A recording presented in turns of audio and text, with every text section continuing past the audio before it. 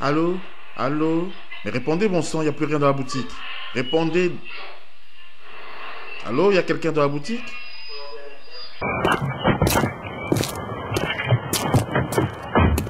Comme les filets rencarts, j'ai pas que ça à foutre. Vous oubliez que nous sommes en affaire tous les deux. Sauf que vendredi, j'ai bien compris que vous essayez de m'enfer. Je vous ai dit que je vous donnerai une réponse pour le financement de votre boutique avant mercredi et nous sommes mardi.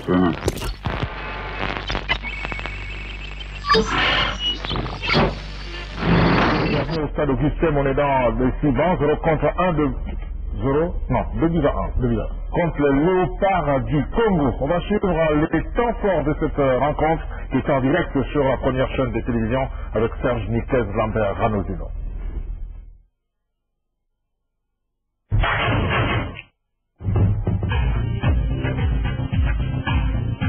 Trop de ratés dans ce match entre Gabonais et Congolais de la RDC comptant pour les éliminatoires des 10e Jeux d'Afrique. Aucun son lors de l'exécution des hymnes nationaux, c'est le résultat d'une défaillance organisationnelle de la FEGAFOOT, que malgré la présence de Jean-François Ndongou, ministre de l'Intérieur, qui représentait son collègue René Ndelezo bien empêché. Le cérémonial protocolaire terminé, le trio arbitral camerounais donne le coup d'envoi. On se souvient qu'il y a une semaine au Swaziland, les Gabonais avaient ouvert la marque à la première minute sur coup franc de Merlin Kangingora.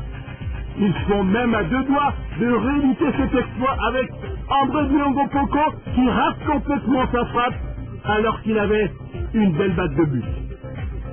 Peut-être le signal d'un après-midi cauchemardesque. Avec ce but encaissé, un bon ballon, le contrôle orienté de la poitrine et inscrit le premier but congolais, sans aucune opposition.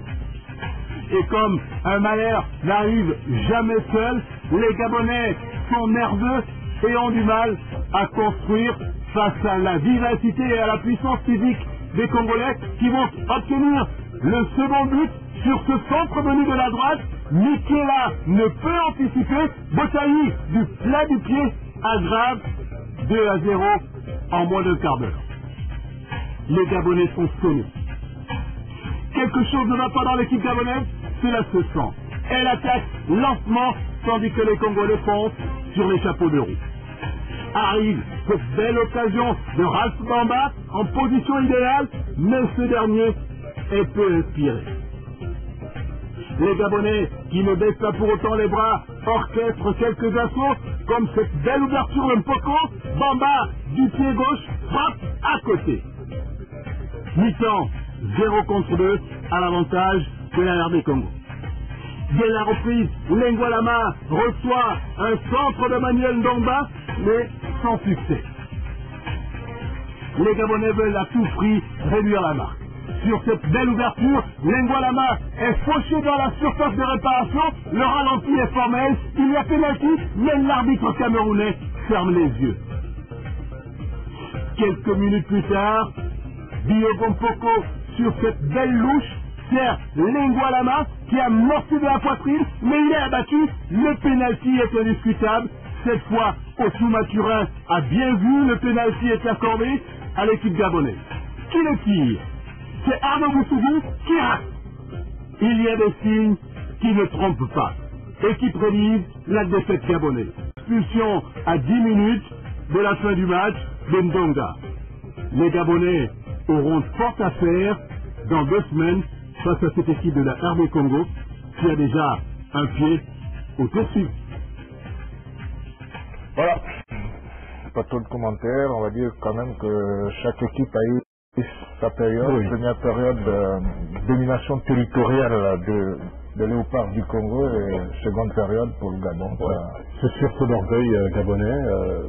La première mi-temps a été complètement dominée par les Congolais. J'ai surtout vu une équipe puissante physiquement.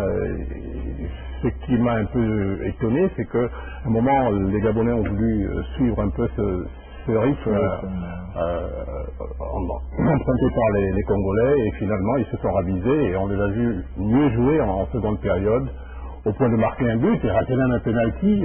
C'est donc dire que c'est une seconde mi-temps qui a été nettement meilleure que la première, Et il y a quand même beaucoup de regrets, hein, parce que je pense que cette équipe méritait mieux. Hein, au sortir de ce match, hein, il y avait également peut-être un peu de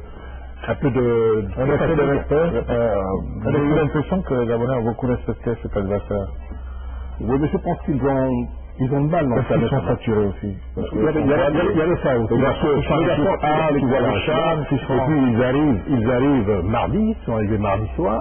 On est arrivé, même je me rappelle que dans l'avion, il y en a qui se plaignaient. Bon, on arrive demain, il fallait jouer le championnat. Ils sont nombreux qui ont joué le championnat. Il fallait jouer la Coupe d'Afrique samedi. Voilà, samedi, donc c'était un peu trop aussi. Par rapport à ces garçons, c'est vrai, on va pas trop les jeter la pierre. Hein. C'était quand même assez difficile. Bon, ouais, maintenant, il faut réagir. Ils sont capables, le groupe, par rapport à ce qu'on nous a présenté samedi dernier.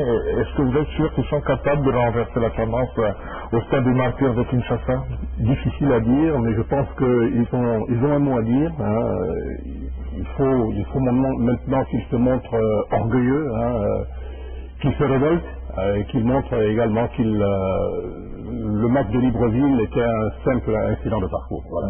Je sens quand même une équipe congolaise assez mature. Hein. Oui, elle est vraiment mature et c'est ça aussi le football au Congo. Vous savez, les championnats, les compétitions dans ce pays sont faites de sorte qu'on puisse forcément recueillir la crème, hein, au sortir de là. Il y a des petites sélections qui les championnats provinciaux, les deux meilleurs de chaque foot, on a cette crème, hein, on a vu des formidables joueurs. Dieu seul sait qu'ils sont déjà convoités par les grands clubs de Kinshasa, et même de l'Afrique, et pourquoi pas d'Europe. Et je pense que vous n'avez pas été surpris de voir cette formidable équipe. Quand on vient de décembre sur le plan continental, oui. On ne devrait pas être surpris. Voilà. Voilà, on va écouter à présent les réactions de différents acteurs, les deux entraîneurs avec quelques jours. On attend aussi le match retour à Kinshasa, on fera mieux plus qu'ici. Ouais, en deuxième mi-temps, vous savez, l'équipe adverse n'était pas venue ici comme des femmes, ils étaient venus jouer. C'est une très belle équipe, en tout cas, je les encourage. Ils étaient mal forcés, ils étaient abattus pour qu'ils puissent égaliser, alourdir le score. En tout cas, je les félicite. On était aussi fatigués à la deuxième période et on fera de notre premier au match retour. Très performante aujourd'hui, je vous assure qu'elle n'a pas joué comme je le souhaitais. Ils ont été très lents. Ils ont joué 20 minutes. Je savais que normalement on doit jouer les 20 minutes comme on a joué. On doit jouer tout le temps, tout le match comme ça. On a fait ça contre le Burkina, ça a été comme ça tout le temps. Et ici, ils ont joué 20 minutes, ils se sont dit, bon, voilà, on va gérer le match, et puis voilà. Et je leur ai dit, le match c'est 90 minutes, c'est pas 20 minutes, parce que il nous était le pénalty raté, bon, ça aurait été 2-2 maintenant. Donc, vous voyez, bon, c'est déjà pas mal, hein. Même si on aurait fait 2-2 ici, c'était quand même un score qui était à notre avantage.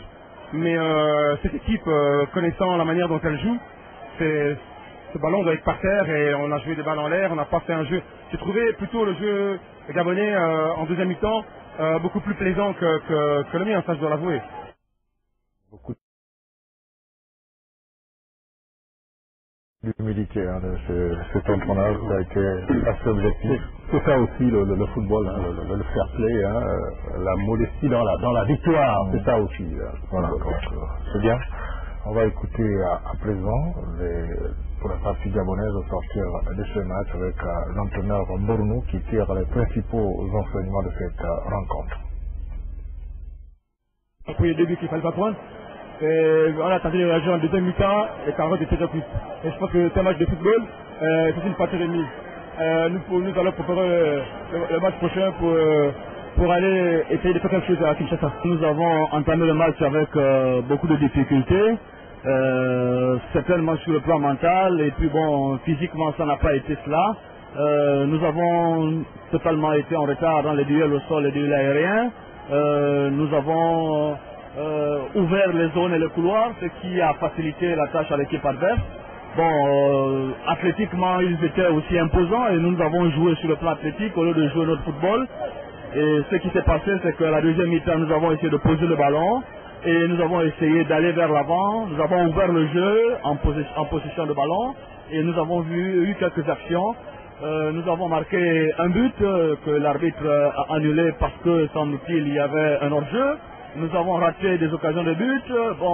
Tout cela prouve encore que nous avons du chemin à faire, nous avons du travail à faire. Sachez bien qu'un international peut être libre lorsque il y a une réglementation qui permette à ce que les joueurs se déplacent. Ce n'est pas une date FIFA. Donc, c'est dans l'impossibilité d'avoir des joueurs internationaux.